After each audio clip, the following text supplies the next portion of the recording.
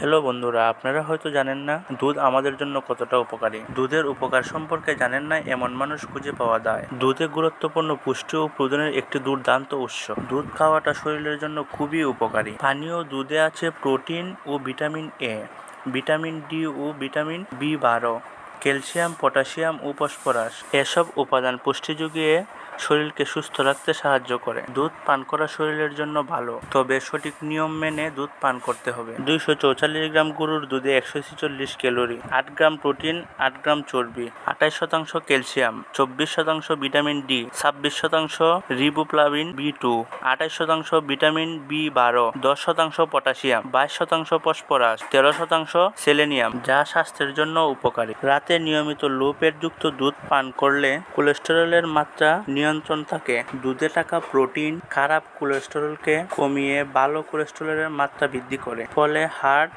সুস্থ থাকে। দুধে থাকা ভিটামিন 12 ও অন্যান্য উপাদান ত্বকের স্বাস্থ্যকর, নরম ও তরতাজা রাখতে সাহায্য করে। ত্বক সুন্দর রাখতে চাইলে প্রতিদিন দুধ পান করুন। তাহলে বন্ধুরা, আজকে আমরা কথা বললাম দুধের উপকারিতা নিয়ে। যদি ভিডিওটি ভালো লাগে অবশ্যই কমেন্ট করবেন এন্ড একটা সাবস্ক্রাইব করবেন।